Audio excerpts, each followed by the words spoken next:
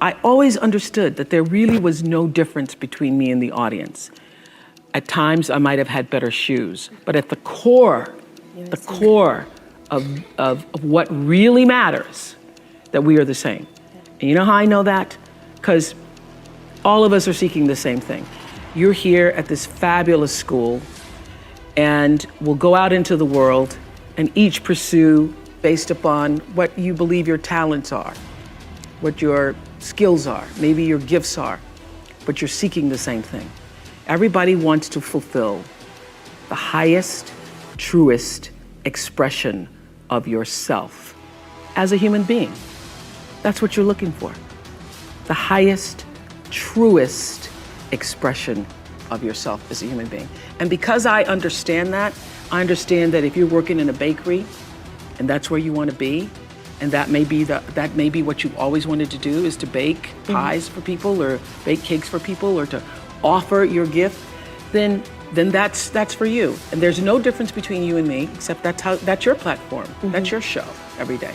So my understanding of that has allowed me to reach everyone. And there's no way that you wouldn't, because that's what I truly feel. The way through the challenge is to get still and ask yourself, what is the next right move? Not think about, oh, I got all of this stuff. What is the next right move? And then from that space, make the next right move and the next right move. And not to be overwhelmed by it, because you know your life is bigger than that one moment. You know you're not defined by what somebody says is a failure for you, because failure is just there to point you in a different direction. If I leave you with nothing else, just know this for sure. There is not one thing that has ever happened to you, not one experience, not one encounter, not one crisis, not one joyful thing that hasn't happened just to make you better and help you rise. Every single thing you're calling in, whether you know it or not, and when you figure out that you are calling it in, when you actually start meditating or praying or doing or having a spiritual practice, which is the number one thing you need if you want to be successful in the world.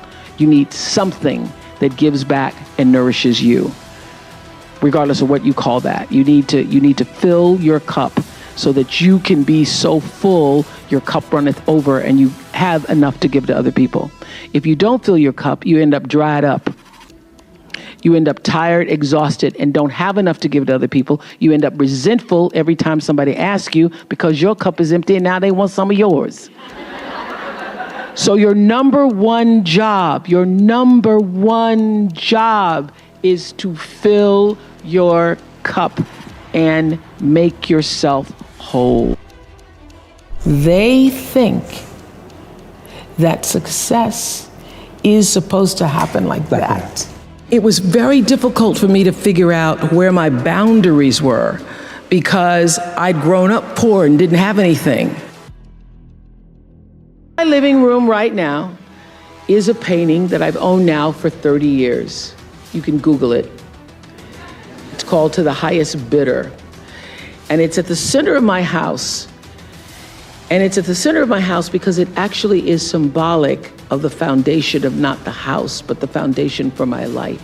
The painting is by Harry Roseland, who was a genre painter in the early 20th, late 19th century.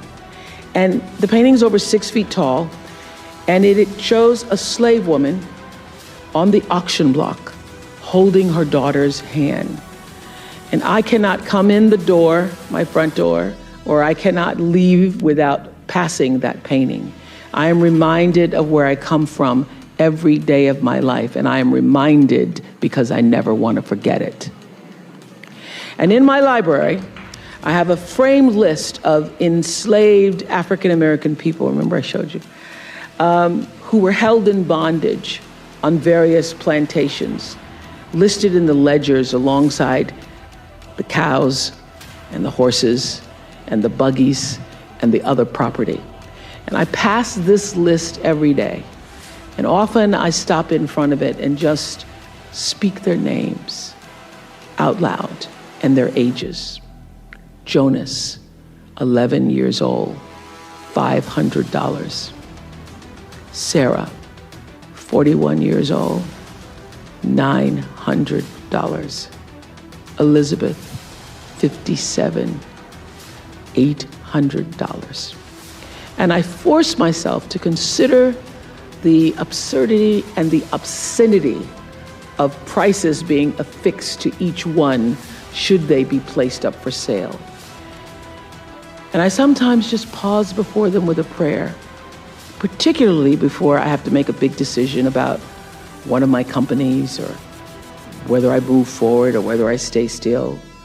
It reminds me, speaking those names out loud, not only of where I've come from, but how far I have to go because of them. And it reminds me that I am never alone. It reminds me of what I've come through to get through. Everybody is feeding yourself on the hysteria and the negativity. You gotta stay in the light. But one of the reasons why I was so excited is about A Wrinkle in Time, because the message is that the darkness is spreading so fast these days. You must become a warrior of the light.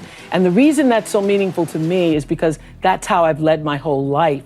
And every moment in that film, I just felt like, I'm just saying what I normally say. It's true. and for these times, the darkness is there to show you your light. Look at what has happened. So if you put the focus on, look at what happened with the darkness that showed up in Parkland, and the darkness that showed up on the streets of Ferguson, and the darkness that showed up in many homes in Chicago with shootings and senseless murders.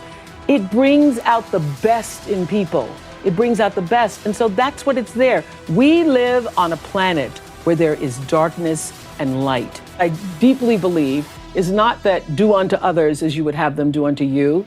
What you do is already done.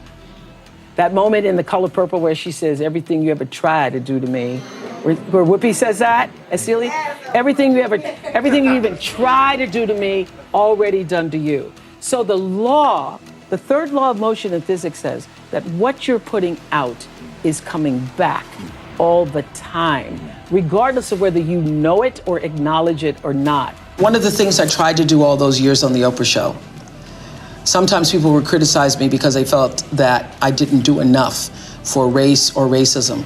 But this is what I always understood, that for me, my role and my goal in life is to open people's hearts. That's what I do, is I try to tell stories that allow people to see themselves in the lives of other people.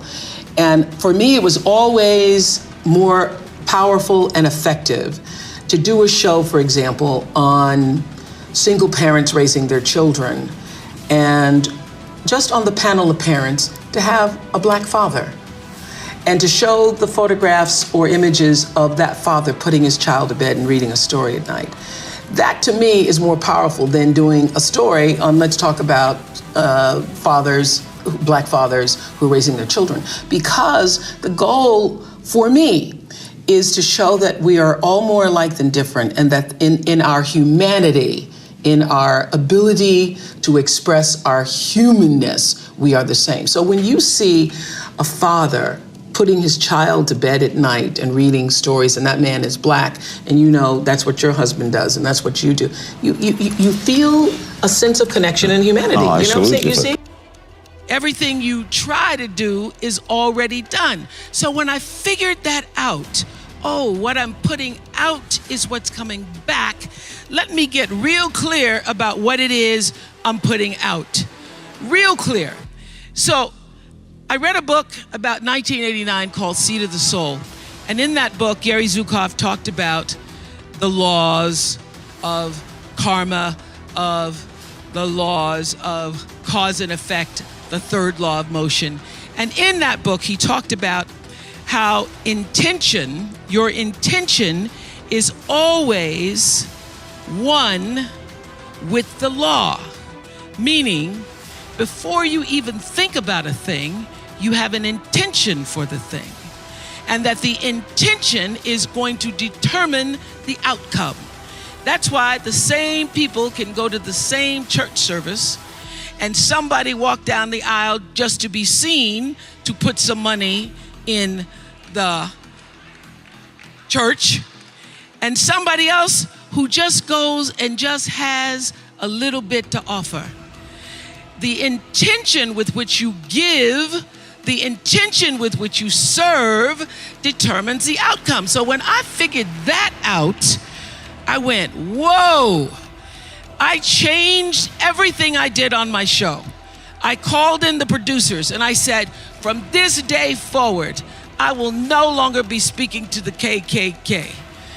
I will no longer be speaking to people who are fighting each other in a way that it is damaging to the character of myself and other people who watch.